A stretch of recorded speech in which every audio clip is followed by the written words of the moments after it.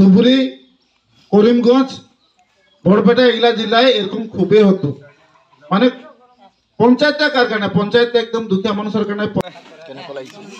জয়তে প্রথমতে মই নিউজ চেনেলক ধন্যবাদ জানাইছোঁ।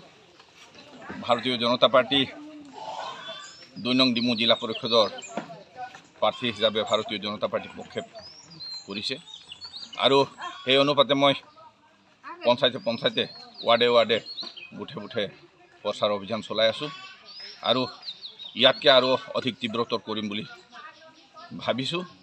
আৰু মই যিমান মিটিং সভা আহ্বান কৰিছোঁ বা মিটিং আয়োজন কৰা হৈছে তাত মই বিপুল সঁহাৰি লাভ কৰিছোঁ আৰু আগন্তুক 2 মে তাৰিখৰ দিনা যি আশীৰ্বাদ বিচাৰিছোঁ মই বিপুল ভোটত জয়যুক্ত হ'ম বুলি আশা ৰাখিছোঁ আৰু নিশ্চয় মই তেওঁলোকৰ আশা পূৰ্ণ হ'ব আৰু মোৰো আশা পূৰ্ণ হ'ব বুলি আশা ৰাখিছোঁ। নিউজ চেনেলক মই মোৰ আন্তৰিক অভিনন্দন জনাইছোঁ। মই 14 নং খৰাহাট AP সদস্য ৰূপে থিয় হৈছোঁ আৰু মই ৱাৰ্ডে গৈছোঁ। মই ৰাইজৰ সঁহাৰি পাইছোঁ আৰু সকলোৱে বিজেপিৰ AP মেম্বাৰ হোৱাৰ কাৰণে তেখেতসকলে মোক জোৰ জাৰ কৰি টিকেটো দিয়ালে আৰু তেখেতসকলৰ আশীৰ্বাদ মোক আছে আৰু তেখেতসকলে সদায় মোক আজি 4-5 দিনে হ'ল মোক সঁহাৰি কৰি আছে। মই ৱাৰ্ডে গৈ সঁহাৰি পাইছোঁ আৰু নিশ্চয় বিজেপি দলৰ প্ৰাৰ্থী হিচাপে মই মই জয় হ'ম বুলি মোৰ আশা আৰু ৰাইজে মোক নিশ্চয়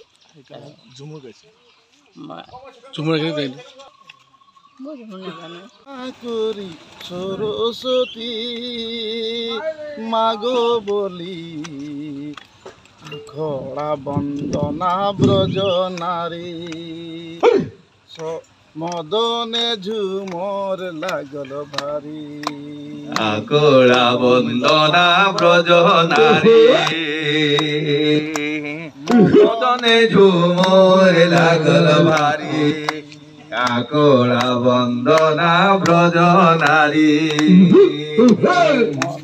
মদনে ঝুমর লাগল ভারী।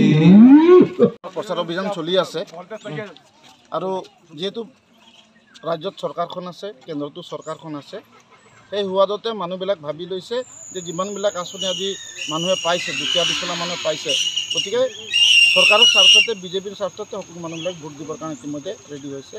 আৰু আমি ডিমু জিলা পৰিষদৰ সুধীৰ মুণ্ডা ডাঙৰীয়াক আৰু 7টা পঞ্চায়তৰ আমি প্ৰায় 95% ৱাৰ্ড মেম্বাৰ আমি জিকিম আৰু 7টা পঞ্চায়তৰ আমি কাউন্সিলৰ আমি জিকিম।